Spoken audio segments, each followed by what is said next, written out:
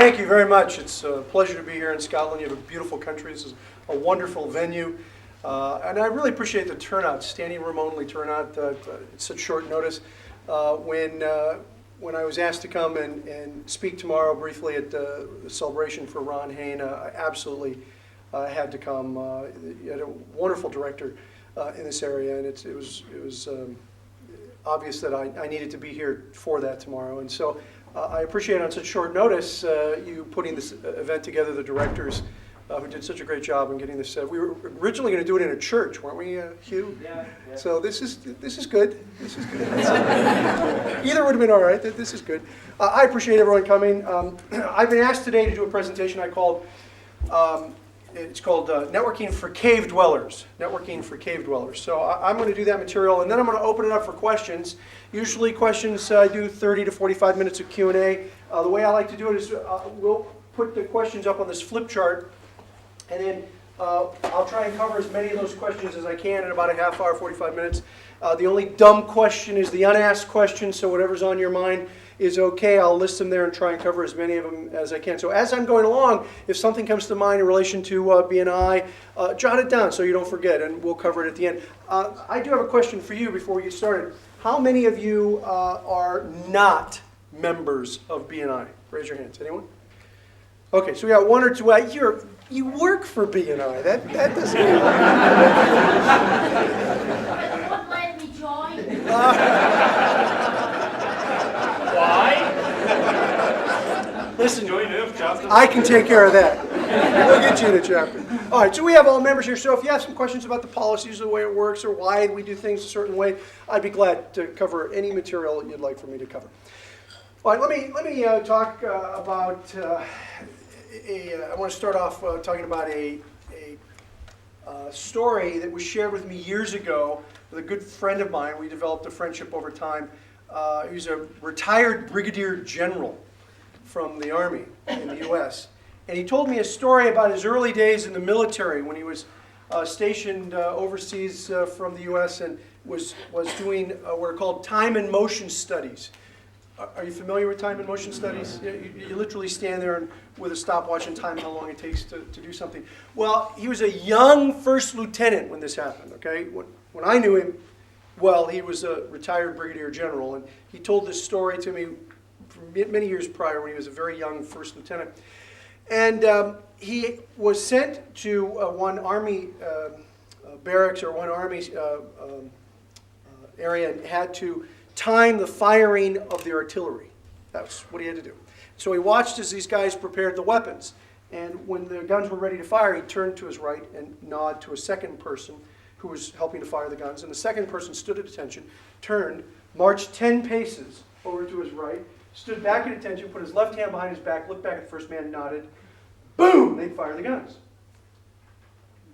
Well, he thought that was a little unusual. One guy prepares the weapons, looks, nods, the second guy walks over, fires the guns. So he waited to see if they did that again, and sure enough, first guy prepares the weapons, looks over to his right, nods, second guy stands at attention, marches 10 paces over to his right, stands back at attention, puts his left hand behind his back, looks back at the first man, nods, boom! They fired the guns again. He had these visions of the enemy rushing towards him. And these guys were like nonchalantly marching back and forth. And he thought that was odd. He asked them, he said, why do you march to the right and stand at attention before you fire the guns? And they said to him, because that's the way we were trained to do it, sir. He said, okay, well, who trained you? Well, the sergeant trains us. So he went to the sergeant and he asked the sergeant, Sergeant, why do you train the men to march to the right and stand at attention with one hand behind their back before they fire the artillery? What do you think the sergeant said? It's the way we were trained to train the men, sir. Well, who trains the sergeants? Well, it's the master sergeant. So he goes to the master sergeant and he asks the master sergeant, Master sergeant, why do you train the sergeants to train the men to march to the right and stand at attention with their left hand behind their back before they fire the artillery? And what do you think the master sergeant said? It's the way I was trained to train the sergeant, sir. It's the way we've always done it in this man's army. All right, this is strange, this is too odd. And so he went around trying to find out where this tradition comes from. He was young. He was a young man, first lieutenant. He hadn't been in the military that long, but he had been in long enough to know that there was usually some reason behind the traditions that existed. And so he wanted to find out what the reason was. He couldn't find anybody. No one who knew. And he was pretty frustrated, and he was ready to send a report out to command with his recommendations, with his little time and motion study, and obviously that was going to get booted. And so he was ready to send this report out, and about a night or two before he had done that, he was out late at some pub.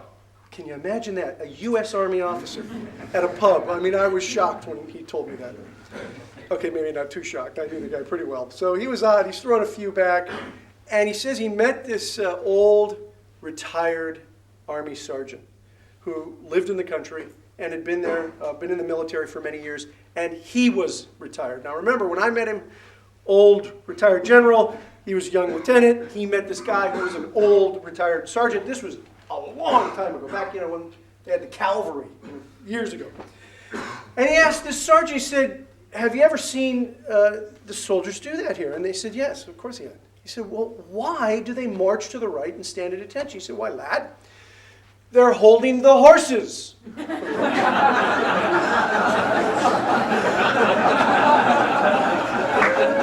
Now, it had been decades since the military to march on over and hang on to the reins of the horses before they fired the guns. Yet there were still these men holding these non-existent horses. I submit to you that there are many businesses throughout the world, certainly in the United States, I would guess here in the United Kingdom, probably not in Scotland, but maybe, where there are people still holding the horses. That is, they're carrying on business in a way that is no longer relevant to today's business environment. Today, more than ever, knowledge is power. What you don't know can, in fact, hurt you in business. It's been 800 lifetimes, 800 actuarial lifetimes, insurance actuarial lifetimes, 800 lifetimes since the beginning of humankind. It's been basically 650 lifetimes that we spent mostly in caves. First 650 human lifetimes were basically in caves. It's been only 70 human lifetimes since we've had the written word. It's been only 6 lifetimes since the written word has been printed on printing presses. Only 4 actuarial lifetimes since we've been able to tell truly accurate time, and only 2 lifetimes since the invention of the electric motor. It's been less than half a lifetime ago that only 138 telephone conversations could take place at any given time between Europe and North America. Today, hundreds of millions of telephone calls utilizing over 300 million access lines are completed worldwide every hour. And that's estimated to quadruple in the next few years, and that doesn't count mobile phone calls. Times change. Things change. Years ago, people lived in a time of great stability punctuated by short intervals of change. Today, we live in a time of great change punctuated by short intervals of stability. Today, more than ever, knowledge is power. What you don't know can, in fact, hurt you. Now, as Ian mentioned, I'm from Southern California. I live in Claremont, not too far from Los Angeles. Now, I have a good friend who lives close to downtown LA, and I know this is going to come as a shock to you, but he was burglarized not long ago. I mean, can you imagine that? Guy living in LA gets burglarized. What a surprise. So he gets burglarized. Well, the good news is they caught the guy that burglarized him. It's kind of an interesting story, because when they caught him, they questioned him on how he broke in and what he was doing. And he explained some things that explain how he, in fact, got caught. He was going from room to room in the house with a, we call them torches here, I think, right? A flashlight. And so he's walking through this house, my friend's house, with this torch, going through from room to room. And it's very dark. And out of nowhere, he hears this voice say, "God is watching you." Scared the living daylights out of the kid. He was a young man, and he jumped, and he was pretty new in the business. He thought maybe it was his conscience,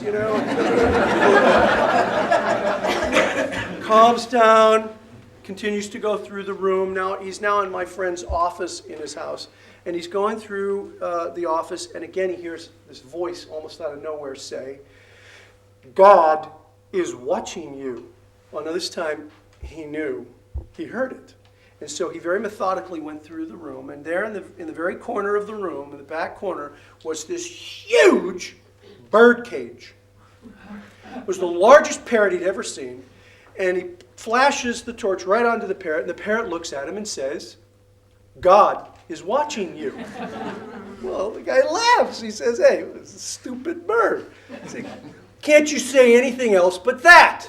And at that moment, the bird looks down to his right, and there he sees this glint from the torch, this glint off of a couple of eyes of the largest Doberman Pinscher dog he's ever seen in his life. And the bird looks down to the dog and says, sick him, God.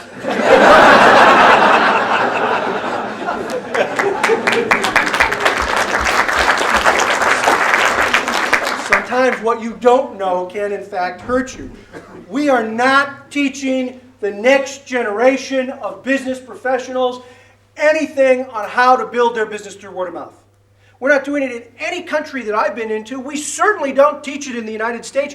And I teach at a university in the United States. And I'm here to tell you it's not part of the core curriculum on how to build your business through referrals and through word of mouth. We give people college degrees in marketing and they don't know how to close a sale. They don't know how to close a sale. Part of the reason for that is I believe most professors teach what I call sterile marketing. Sterile. Heaven forbid that you should actually get your hands dirty and sell something. You know, we teach PR, we'll teach advertising, but not sales techniques. And so if we're not teaching sales techniques, we're certainly not going to teach word of mouth marketing sales techniques, how to build your business through referrals. It's not being taught. So the next generation of business professionals are going out there. If you ask the average person, which is the title of one of my books, The World's Best Known Marketing Secret, okay, word of mouth marketing. If you ask the average person if they have ever heard the expression word of mouth, they'll say, yeah, of course. You say, well, how do you build your business through word of mouth? Most people really don't know. And what they do think is oftentimes wrong. I was teaching a class on entrepreneuring at, where you at? Ian, at Cal Poly Pomona. Yeah, we do abbreviate it. So I'm teaching this class at Cal Poly Pomona, and entrepreneuring, starting your own business. And they usually recommend 4 or 5 texts that you can choose from and pick the one that you want to use in the class. And so I was looking at these 4 or 5 college texts to pick one that I was going to use in the class, the smallest of which was 350 pages. Pretty substantial text. All I wanted was one text that had a chapter on word of mouth, because I thought if you're starting your own business, it's very important that you understand the key elements of word of mouth marketing. Well, you know, out of these 4 or 5 college texts, not one had a chapter on word of mouth marketing, not a single one. And out of the 4 or 5 texts, only one even mentioned the words word of mouth. Only one. I'd like to read to you the 2 sentences. No joke. 2 sentences it devoted to the subject. This is what we're teaching in college. This is what it says. I'm quoting exactly. One final word is necessary. Never overlook the value of free advertising that comes from word of mouth. Customers who are pleased with and satisfied with their purchases inevitably will talk about your firm to their friends, neighbors, and business associates. Customers who are displeased are even more inclined to talk about your firm. That's it. That's the sum total of what we're teaching in most classes on business and starting your own business. Now I want to take a survey. How many of you believe that if you provide excellent customer service, you will substantially increase your business through referrals? Raise your hand. This is one of the audience participation portions of it. Okay, now for those of you with your hands up, what I want you to do is take your other hand, raise it up just like this. I'm from LA, you know, you're always... All right, now you may be wondering, why am I having you do this? Well, I'm having you do this because you might as well give up. You're being robbed. You really are. You're being robbed, because the truth is you are not going to substantially increase your business, at least very quickly, through good customer service and word of mouth.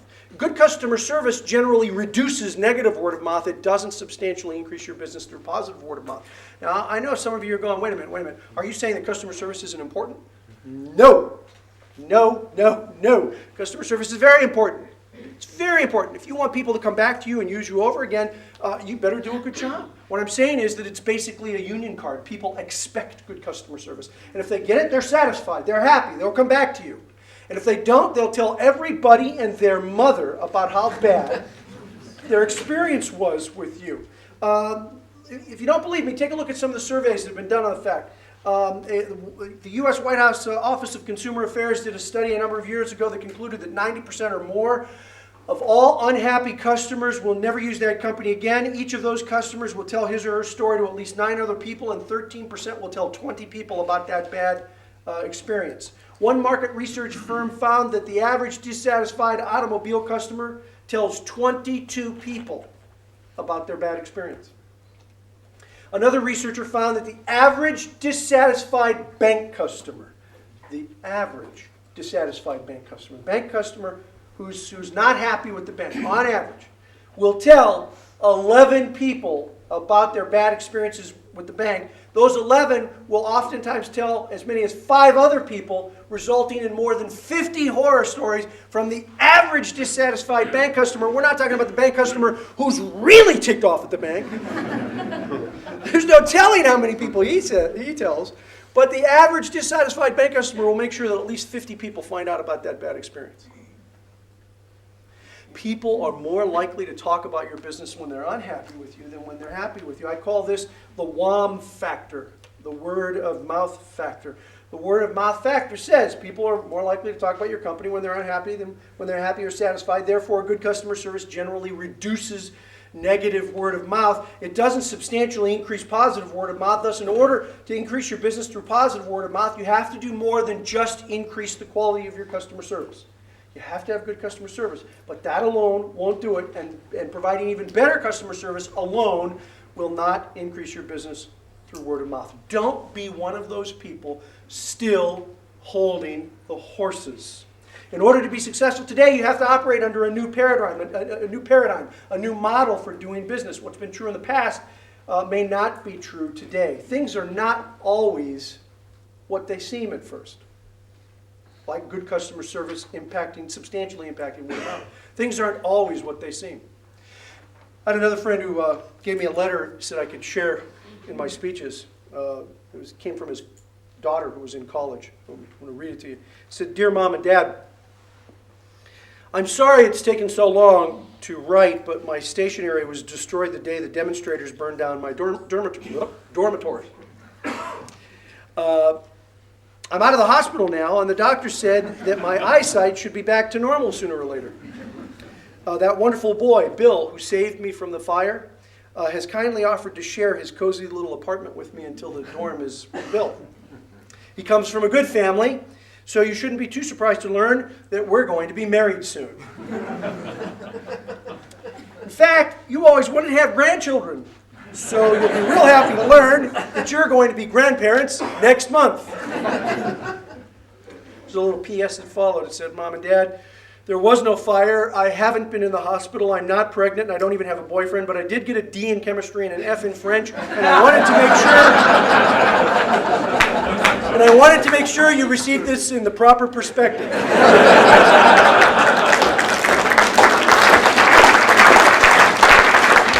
Now, I tell you that because I wanted to make sure that you receive what I'm about to tell you in the proper perspective. I've given you nothing but bad news so far, right? That we're still holding the horses. We need to look into doing business differently. We don't teach this in college. It's really not just about customer service. All bad news. So now it's time to get some good news here. How do we go about, in fact, building our business through word of mouth? And that's what I'm doing for the rest of my presentation. I'm going to give you 5 key strategies that you can employ in your business to help build your business even stronger through referrals and through word of mouth.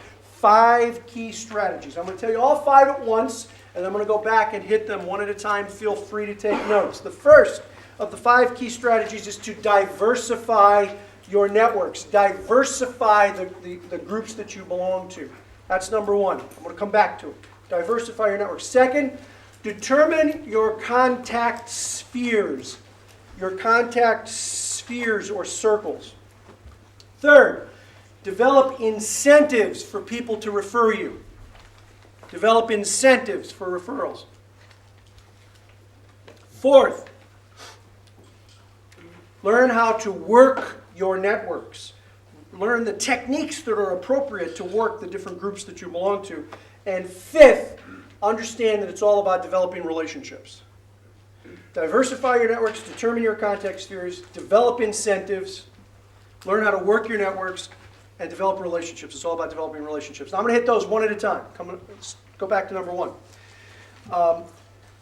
Diversify your network. Sometimes it surprises people to hear the founder of BNI say you need to be in 2 or 3 different kinds of business groups. But the truth is, what I have found is that the best members in BNI tend to participate in 2 or 3 different kinds of groups.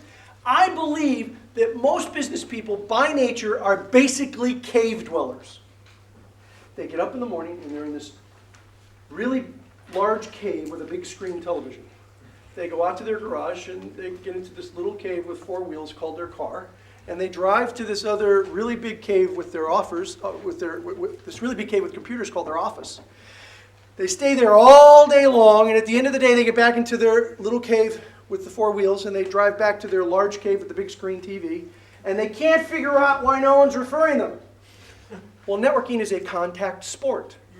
You know, you got to get belly to belly with somebody else and actually talk to them if you want to be networking effectively. And that means you need to get out there. And what I find is that we as business professionals tend to sometimes hibernate in our office. We don't go out and connect with people. And so I have found that the best members of BNI tend to be involved in a couple of 3 different kinds of business groups. They're not behaving like a cave dweller. BNI is one of those types, but there are many other types of business organizations or networks that I think you should consider being active in if you really want to build your business in BNI. Let's talk about those. In my book, World's Best Known Marketing Secret, I talk about 6 different types of networks. 6 different types. I'm going to talk about 3 just because of time today. I'm going to cover 3 of them. The first is a casual contact network. A casual contact network usually allows people from many different professions. They're overlapping professions. There may be 2, 3, 4, 5 from the same profession at an event. They're often done in a mixer environment. There are groups like Chamber of Commerce. Chamber of Commerce is a casual contact network. There are many different people from overlapping professions that come, and you have a mixer and you meet and mingle with a lot of different people. But there are other kinds of groups, but a chamber is probably the most well-known kind of a casual contact network. Second kind of a networking group is a strong contact network, also known as a business development network. These are groups that usually allow only 1 person per profession. They generally get together every week. They pass each other referrals. This is not a trick question. What kind of group am I talking about? BNI. BNI is a strong contact network or a business development network. Now, the strength of a group like a chamber is the weakness of a group like BNI. In a chamber, you go to a mixer, you're going to meet, at a good chamber, hundreds of people. Certainly many, many, many dozens. Sometimes hundreds of people, depending on the size of the chamber. But how many of those people are going to be carrying your business cards with them everywhere they go? Very few. Yeah, very, very few. So the strength of BNI is the weakness of a chamber. With the chamber, you get breadth. You meet many people, but they don't carry your business cards with them everywhere. In BNI, you're not going to meet hundreds of people usually, except for maybe an event like this. Generally, at the BNI meetings, you're not going to meet hundreds of people. But how many of the other members are going to be carrying your business cards with them everywhere they go? All of them. And so the chamber gives you breadth. A group like BNI gives you depth. You really develop strong contacts, strong relationships with the people in BNI. The 2 in combination give you strength in networking and diversity in networking. It's one of the reasons why I recommend that people participate in other groups like a Chamber of Commerce or some other organization so that you're not being a cave dweller, you're getting out there and you're making connections with other people. Now there are 4 other kinds. I'm going to mention one other type of network, and that's a service club. Service club. Are any of you members of any service clubs? Nodding is the universal sign of recognition. Which ones are you a member of? Can you give me some examples of some other service clubs? Rotary, yeah. Probably, actually it is the oldest of the service clubs. Started in 1905 by Paul Harris in Chicago. What others? Masons is more of a, I think Masons more of a fraternal organization, not a service club, although they do service. I don't think they're generally considered a service club, but I could be wrong. Round Table. I'm not familiar with Round Table. Do you guys have Kiwanis or Seroptimists out here? not Seroptis. We have Kiwanis, Lions Club. Yeah, those are generally considered service clubs. If you are any of you members of any of those groups that we just mentioned? You're in Roundtable. Which one are you in? Chambers is a casual contact network. I'm talking about a service club. I'm sorry. You're in is a Roundtable. See, I'm not familiar with Roundtable, so I'm not sure I want to use that as an example. Anyone in Kiwanis, Rotary? It's similar to the line. It is. Okay, well then let's use it. All right. This is going to be interesting. If I went to your Roundtable and I said, hey, look, I'm here because I want to get a lot of business. What would you say? Yeah, that's you're right. It's very much like Rotary or Lions or Kiwanis. That's not. Well, it is. You're not. That's not the purpose of them. Listen, those service clubs are great organizations. I was a member of one for 16 years before my travel just became impossible for me to participate. They're great organizations, but you have to understand the purpose of those service clubs is to give back to the community.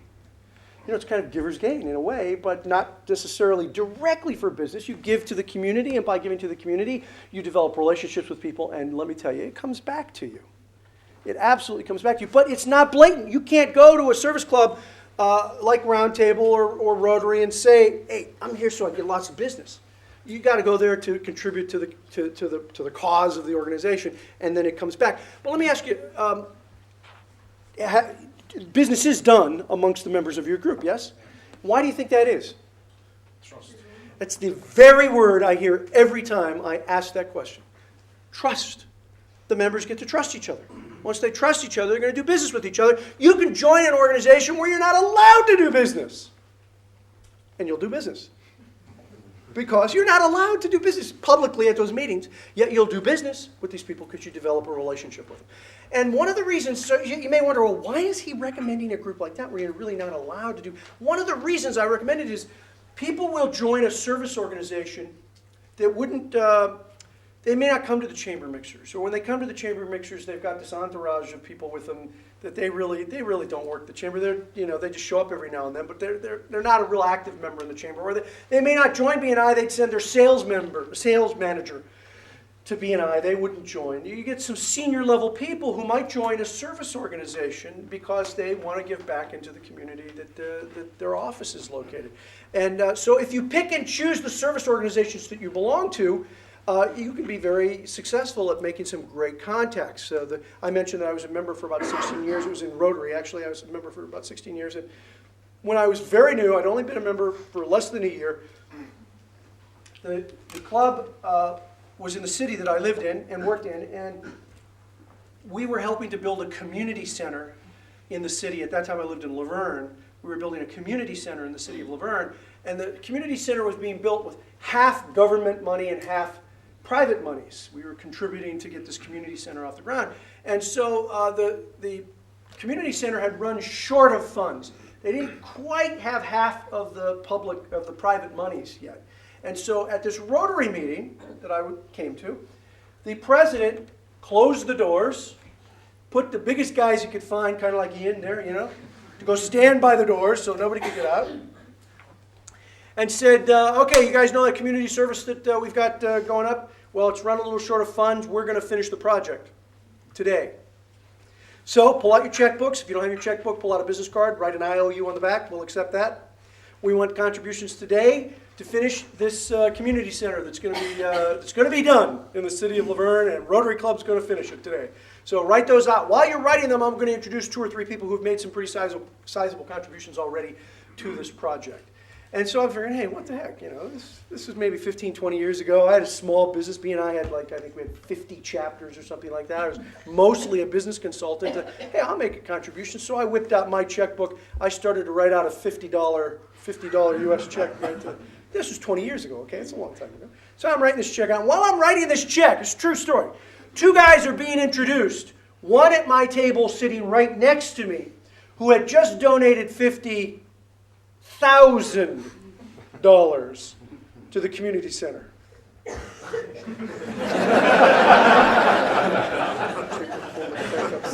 I didn't want this guy to see I'm writing out a $50 check with him, and the guy at the table right next to him had both combined just contributed $50,000. So they had given $100,000 to this project. These were very nice men to meet on a weekly basis. I mean, they really were. They were movers and shakers in the community and helped me in my business in a number of other ways over the period of time that I participated in that organization. Service clubs give you an opportunity to rub elbows with people that you might not be able to connect with in BNI or in a chamber or in a professional association or some other groups. And so that's one of the reasons why I recommend them. But the key is that you've got to diversify the kinds of groups that you are in. If you are in one kind of group, if you go out and join 2 or 3 chambers, you're not getting the kind of diversity that you need to connect with people. Ian mentioned in my introduction that I write at entrepreneur.com. If you have a chance, take a look at the articles that I put up there. There's about 20 articles up there right now. You go to BNI.com, and on the right-hand side of that website, you'll see Ask the Networking Expert at entrepreneur.com. Just click on that, and it'll take you right to it, so you don't have to try and navigate through Entrepreneur to find it. Go to BNI.com, and then click on the Ask the Networking Expert. There's an article that's going up in January 2004. It's going up now on diversity in networking and the critical nature of diversity in networking. And when I talk about diversity in networking, I'm not talking about just the things that oftentimes come to mind: race, religion, color, sex. I'm talking about true diversity even beyond that. We all tend to hang out with people we know, right? We know these people, and they know each other. So our friends tend to be, to a very large extent, each other's friends or associates. So the key is breaking outside of that cluster of people that you know and who know each other. And that is where you get breadth and depth in networking. That's where you get to be truly a powerful gatekeeper, is that when you can find connectors between clusters of people. Connectors between clusters of people. I go to university events, and guess who's there? All a bunch of eggheads. Right? They're all professors who've never had a real job in their life, right, for the most part. And they all certainly see the world in one very similar way. I go to a business event, and you got a bunch of mercenary business people, right? And they all see the world in a whole different kind of way. Those are 2 different clusters. The more you can find connectors who can link you between those types of clusters of people, the more powerful your network. And one of the things, and what got me to answer or address this question was or address this issue was the question posed to me was, hey, I want to join a networking group, but it's mostly a bunch of business owners and local people. I need to be in a room with a bunch of CEOs. So how do I make that happen? First of all, the CEOs don't want you in that room, right? They're hiding from you. And so they have their own organizations to participate in. You realize that, right? And one of them, it's called Tech. Do you have that here in Scotland? Tech? Yes. The executive committee runs about, in US dollars, I think it's around $2,000 to $3,000 US dollars a month.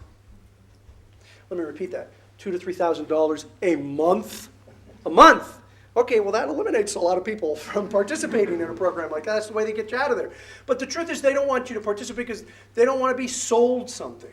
And so they're hiding from you. You need to find the connectors that can connect you with those people. And the way to do that is to participate with other business professionals that are in a diverse set of professions so that you can make those linkages. Take a look at that article. It's pretty powerful. The second key strategy in building a word-of-mouth based business is to develop your contact spheres. Now, the first thing was diversify. Go out and meet a lot of different people. The second one's the opposite of that. Second is, while you're doing that, you also need to be working your contact sphere. The circle of people who have a symbiotic relationship with you. So you're doing these simultaneously. Give me some examples of some contact spheres. I know we talk about them in BNI. No ideas? Finance group. Yeah, okay, finance group, you have maybe a lawyer who does estates and wills, and a bank, a financial services person, insurance, right? That's a great example. An accountant, that would make a great financial services context sphere. My favorite one is the wedding context sphere. You get a florist, a caterer, a photographer. I call that the wedding mafia, right? They bring you in and they don't let you out. Once one of them brings you in, they refer to each other. If they do it right, you go to a florist, that florist for a wedding, that florist is also referring you to the photographer and to maybe to the jeweler, to the travel agent, because they have created a very powerful context sphere. So one of the things that you need to do is really emphasize your context sphere. Now, if you have one of those people in your context sphere, I know you all have different context spheres, but think of your context sphere that fits to you. If you have one, would 10 people in that same profession be 10 times better? So let's say we're talking about the wedding mafia, and you're a florist. Would 10 jewelers be 10 times better to have in your context sphere? No, you're right. No, it's not. Why? It's too many. You're going to have to do one of two things. You're going to either give 1/10 the number of referrals that you could possibly give, which means you're not really reciprocating very well, or you're going to give all 10 the same referral, and when they find out, what do you think they're going to do to you? They're not going to be very happy when they find out that you're all passing them the same referral. So it's very important. So here you're talking about limiting the number of contacts you have. So context spheres are powerful and important, but they're not enough. They're not enough. You still need to diversify and connect with many, many different people. But those two things, business professionals who do those two things have really gone a long way towards starting to build the base of a solid word-of-mouth-based business. Diversify your networks, number one, and determine your context spheres, and then work those context spheres. One other quick story on this. You never know where a great referral could come from. You never know where one can come from. The key is to do business with quality business professionals. It doesn't matter what the profession is in. As long as, well, there may be some exceptions to that, but like in Vegas, this is a true story. In Vegas, they voted as a region not to allow any escort services to participate in BNI. Do we know what? Okay. No more to say. So, I mean, that aside, although I always wondered what the testimonial section of the meeting was. Just me, I was just wondering. Now, that aside, it really doesn't matter what the business, it doesn't matter if they're wearing overalls, if they're a painting contractor, a business contractor. The key is diversity. You've got to bring in these great different professions because that's what allows you to make these linkages, and you never know where a great referral can come from. One of my favorite stories about an unusual referral came from a BNI member who I met who did window coverings, and he was in BNI headquarters putting up window blinds on our wall, on our windows, and I asked him if he had any great story about any referrals that he had gotten, and I remember he said, well, I have a great story, but it's not quite a referral. And I said, well, what do you mean? He said, well, let me tell you. So I went to a meeting, and we handed the referrals out, and I didn't get a referral that day, and at the end of the meeting, one of the members came up and he gave me a referral slip, and he said, would you mind following up with this person? He said, well, how come you didn't give me the referral during the meeting? He said, well, I'll tell you why. He says, the truth is it's more of a favor than a referral, and if you didn't want to do it, I'd understand, but I didn't want to call it a referral because I'm not sure how good a referral it really is. He said, well, tell me about it. He said, well, I have a neighbor who lives, and he said, I live 30 miles from here. I live, a little ways away, and I have a neighbor who, the window blind on her back window fell off, the small door fell off, and none of the local guys will do it because it's too small a job. And her son usually handles this kind of stuff, but he's out of town on business, and so he can't do it. And I'm missing the handyman gene. I can't fix a thing. And so, I was just wondering maybe if as a favor, you'd go to, she's a really nice lady. And he said, yeah, sure, I'd be glad to do it.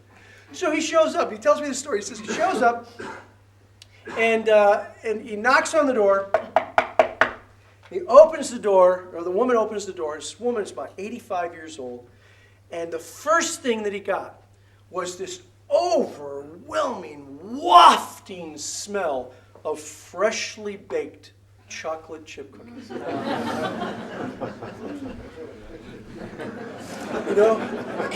When the cookies are like right out of the oven and they're hot and moist, and the chocolate, you break the cookie apart and the chocolate just kind of pulls. Oh, he said it was just an overwhelming smell of this freshly baked chocolate chip cookies. And he walked in and she said, "Thank you so much for coming. It was so nice of you to do this, and you came so highly recommended from my neighbor. And before you get started, you have to come with me, and I'm going to sit you down. You're going to eat some chocolate chip cookies that I just made." And she takes him in and sits him down, and there's this great big glass of cold milk, and he said there's this plate of chocolate chip cookies. And it was like way too much for any one person to eat. He said, "When I was all done,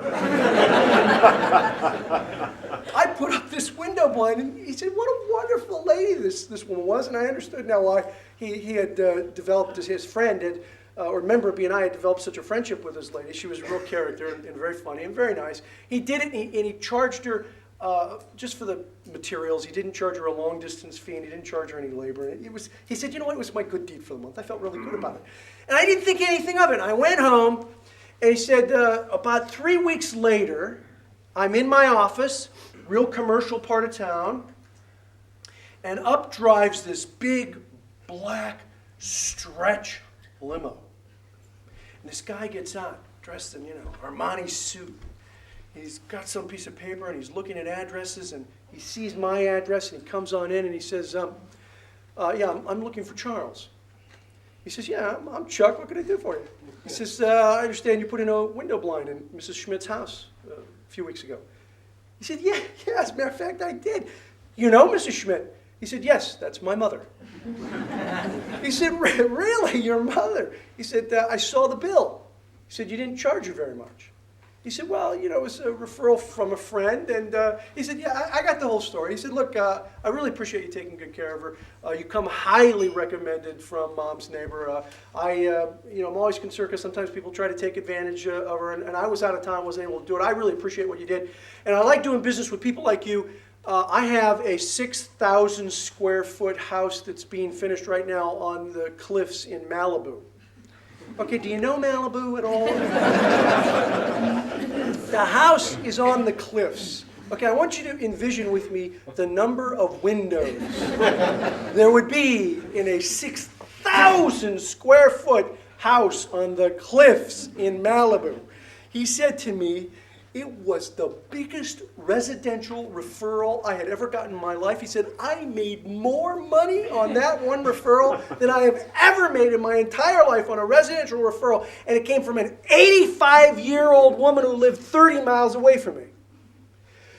You never know where a great referral can come from. It can come from anywhere. The key is to work those relationships and get to know people so that they will feel comfortable in referring you to people, and then you do a good job, and you'll get additional referrals from those people who also feel comfortable in referring you back and forth. You've got to diversify your networks and simultaneously do those contact spheres to set the foundation for the third step, which is to learn the techniques that apply to the different kinds of groups that you belong to, because they vary.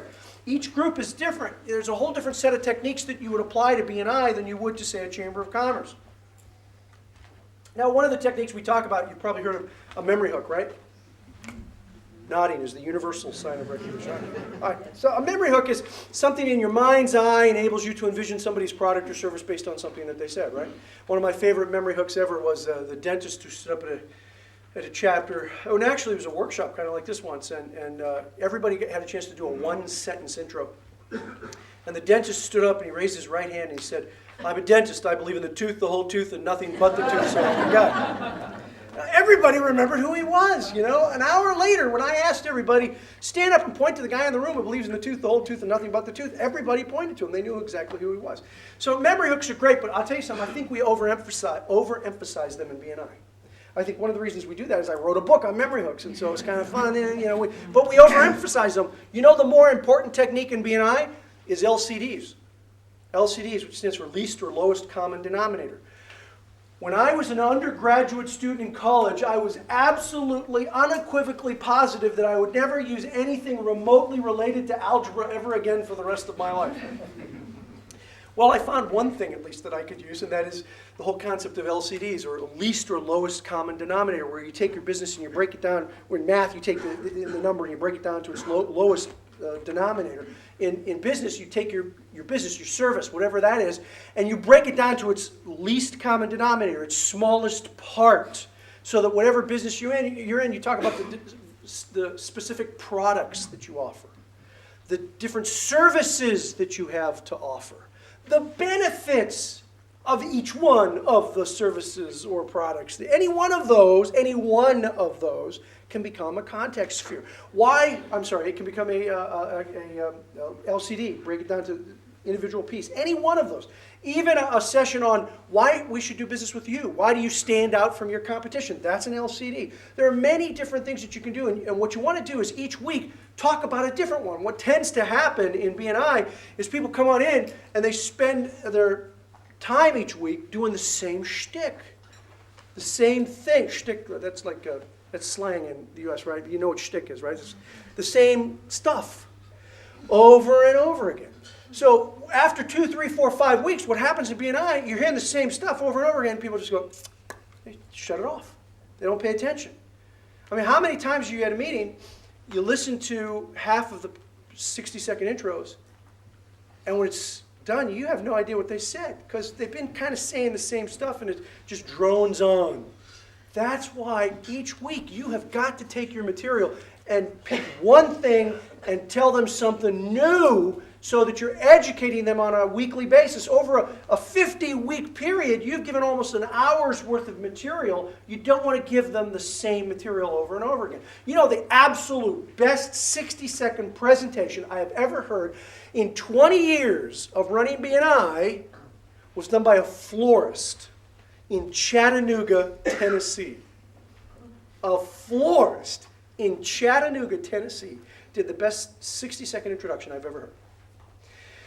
He stood at his chapter meeting. There were about 28 members in the group and a couple of visitors, so it was a little over 30 people there.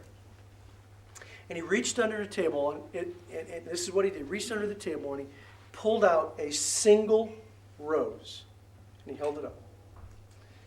And they looked at that rose. Now, I don't know if you have this in the grocery stores here in Scotland, but in the United States, a lot of grocery stores are getting into the florist business. Okay, you see that here? Yeah. Now, you can always tell the flowers from, especially the single roses, because they have the cellophane paper, cellophane, and then a grocery store sticker on it. So you know it's from the grocery store. And he held it up, and he said, "What do you guys think of this rose?" And everybody, he's the florist. Everybody knew he was holding up a grocery store rose because they saw the little Winn-Dixie, that was the grocery store, Winn-Dixie stamp on it, or price sticker. And he's holding this up. He says, "What do you guys think of this rose?" And nobody wanted to say anything because it looked pretty good, and it was the grocery store. He said, "It's okay. Be honest. I know. I picked this rose up at Winn-Dixie just now." He said, "Be honest with me. What do you think?" He said, "Well, Jeff, it looks pretty good. The rose looks pretty good." He said, Winn-Dixie does a pretty decent job with the roses. It's not a bad rose." He said, "Let me show you mine." Reaches in, pulls out. Now, the Winn-Dixie rose was about this big. Bud was, good and healthy. His rose was, no joke, that big. Huge! Huge! But what was really most notable was the stem, because the Winn-Dixie stem was very, very thin. And the stem on his rose was like a pencil. It was really thick. And he held up his rose and he said, here's my rose. Here's the Winn-Dixie rose. He said, "Let me tell you something about roses. It's really important that the stem be thick. The thicker the stem, the longer the bud is going to live. Especially if you when you get it from the florist or from the store, you do a couple of things and you talk about what to do. But he said the thicker stem is going to leave the flower live longer because it draws more water up. And so the thickness of the stem is really important." He said, "Here's my rose." And he held it up from the tip. Okay, stood good and firm. And then he held up the Winn-Dixie rose from the tip. He said, "Here's the Winn-Dixie rose." Winn-Dixie rose is flopping around like this, right? "Here's the Winn-Dixie rose. Here's my rose. There's only 3 cents, 3 pennies difference. Theirs is more." I had goosebumps. I was like, wow, that was good.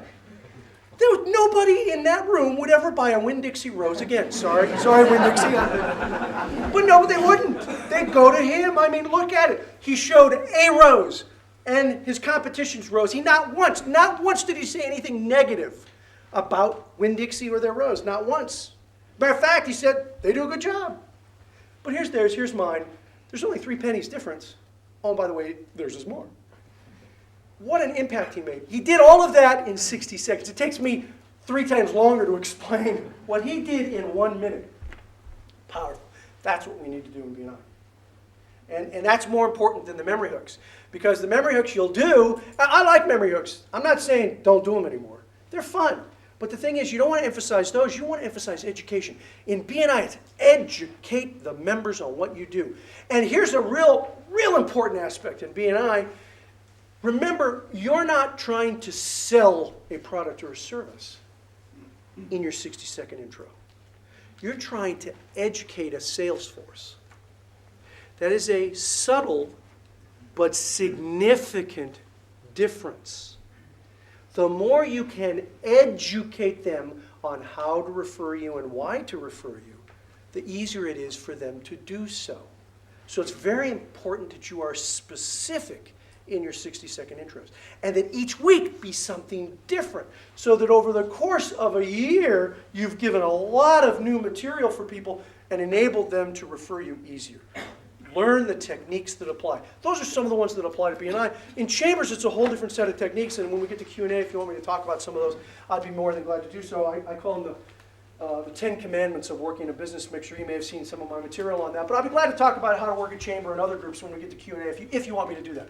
But those are a couple of techniques in BNI. You have to learn the various techniques to take these different networks that you're diversifying and looking for, and these contact spheres that you've developed now. You've got to learn the techniques then to apply to those kinds of groups that you're going to.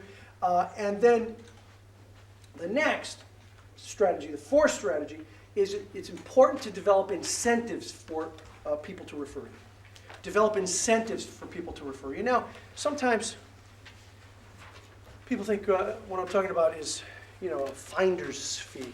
Do you do that at all in Scotland, where people have a finder's fee of some kind? I'm not against finder's fees, although I don't recommend them in BNI.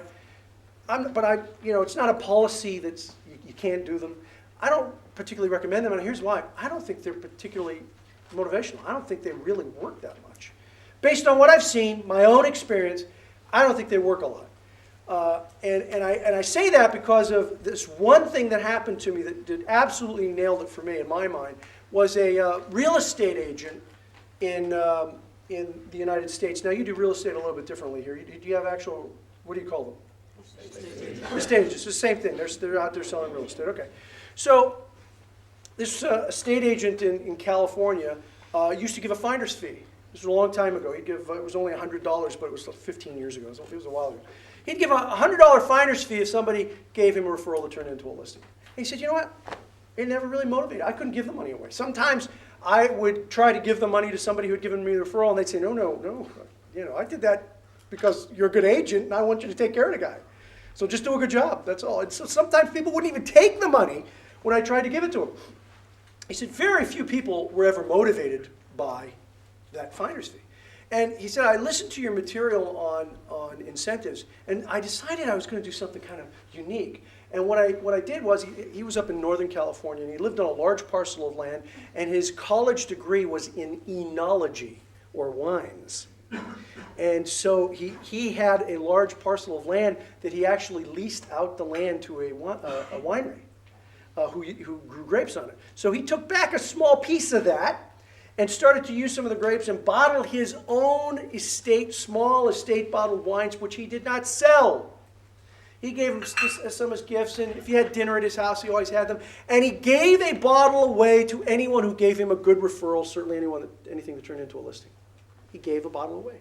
And he had a BNI member do the design of the label and a printer, and so he had these bottles, and he'd give them away for these referrals.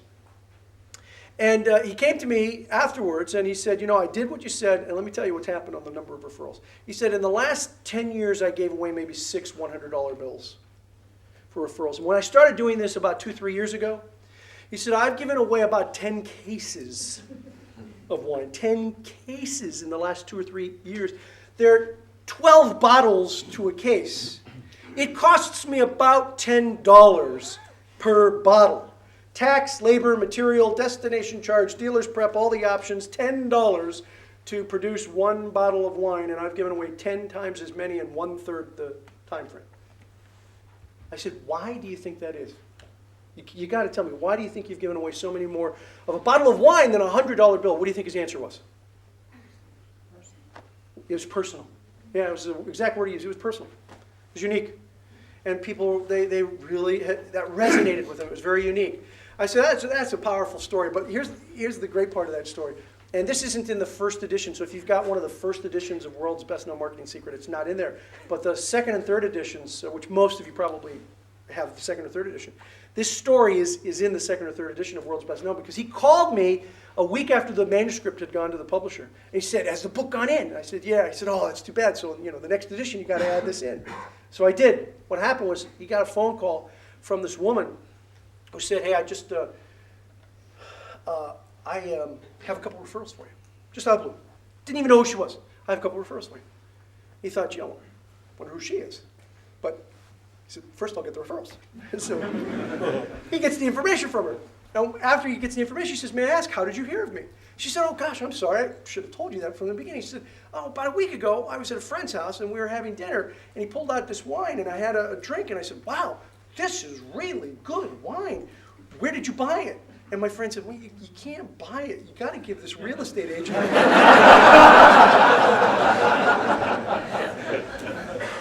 So she said, I have 2 referrals for you. Can I get 2 bottles of wine? True story, true story. So he finds that this type of incentive, something where recognition or something that's personal, is much more powerful. I couldn't agree more. I don't think people tend to give referrals to others because they're going to get money in exchange. They do it because, hey, when you give a referral away, you're giving a little bit of your reputation. So you're doing it because you're giving a referral to someone who you think is going to do a good job. Because the last thing you want is to give a referral to someone and they do a bad job. So you're doing it because there's that trust that we talked about earlier. You're doing it because there's this relationship that's built. You're not doing it usually for the money, not a referral. And so I find that there are other incentives to give something like that, some recognition. Here's one of my favorite ones. You have chiropractors here, right? Any chiropractor here today? Now, I've never seen a room with 175 people and not one chiropractor. Seriously? Are they pretty common here in Scotland? Okay, good. Well, then I'm amazed we don't have any here today. Have you ever been to a chiropractic office where on the office wall it says something like there's a sign that says, we want to thank the following patients for having referred patients to us? Yeah? You've seen it? Anybody else? A few people? They teach that in the Parker School of Chiropractic. I think it's one of the most effective techniques for incentivizing referrals in that professions, in that industry that you could possibly imagine. And I think it's effective in other industries as well. Here's why. First time I ever saw that was a chiropractor's office in Southern California. I walked in, I see this sign. We want to thank the following patients for having referred patients to us last month. I thought, oh, that's kind of impressive. I wonder if it works. I'm in marketing. I wonder if it works. Didn't think anything of it. Went home, came back the following month to see the chiropractor. The chiropractor, during that month, I had given him a referral, a friend of mine that had a sports injury. And so I gave this referral. I walk in the office, I look up on the wall, and there's my name on the wall. Yeah, that's kind of nice. But I wonder if it really works. I wonder if, I didn't do it for that. I wonder if it works. So I didn't think anything of it, went home. Following month, I hadn't referred anyone to him. I walked back into his office, look up on the wall. My name's no longer on the wall. First thing I wondered was, I wonder who I could refer to get my name back.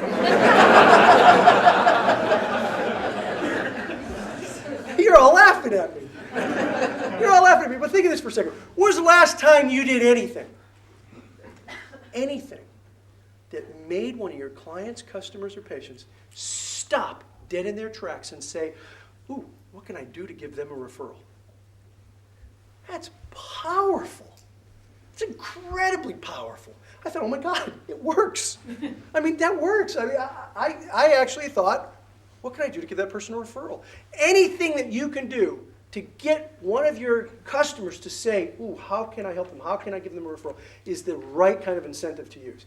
And you might need to use different kinds of incentives because different people are motivated by different things. Not everyone's motivated by the same thing. But recognition is a powerful motivator. Things that are personal are powerful motivators.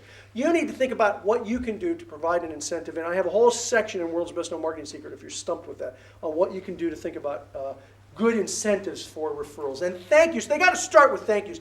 No matter what, you have to thank people who give referrals to you. In Business by Referral, we surveyed 2,000 business professionals from 4 countries around the world, and we asked them 2 different questions that we did not think were related when we asked them. One was, are you satisfied with the number of referrals that you get? And the second question was, do you give any kind of incentive or thank yous for people who give you referrals? We did not think they were related. You tell me if you think they're related. 20% of the people we surveyed, 2,000 people, said they were satisfied with the number of referrals they got. 80% of the people we asked if they gave incentives said that 80% of the people who said they gave incentives were satisfied with the referrals they got. Feel like a relation to you? Did to us. Absolutely did to us. So, actually, you know what? I think I flipped those around. 80% of the people who 80% of the people who took the survey said they were not satisfied with the referrals they got. 20% of the people said they gave incentives. So only 20% of all the 2,000 people gave incentives, and they were satisfied. They were getting enough referrals. 80% weren't satisfied, and they weren't doing the incentives. And we didn't think those questions were related when we wrote them, but once we did a cross-tab on them, we found that they were directly related. It was a direct correlation, so that the people who gave more incentives also got more referrals. And part of the incentives were, in some cases, just simply thank you cards for having given the referral. All right, next subject. Last one. Develop relationships. Develop relationships. If a couple of weeks from now, you think back to this presentation and you go, yeah, I remember that Yank came out from U.S. and talked for a while about networking, and I don't remember much of what he said, but he had a couple good jokes. Don't forget this, because this really is the most important thing I've got to say today. Networking is more about farming than it is about hunting. It's about cultivating relationships with other business professionals. This is not a get-rich-quick scheme. This is a way to build a solid foundation for a long-term successful business.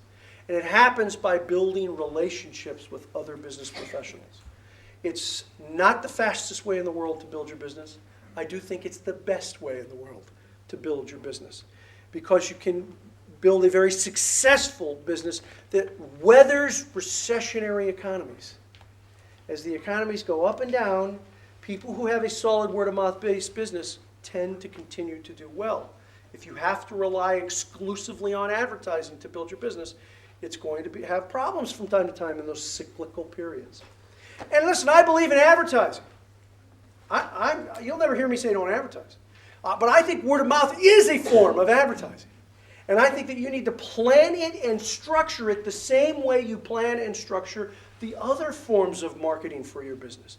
And the way to do that is to sit down and think about these 5 key strategies that I've talked about. Diversify your networks. Are you in several different kinds of groups?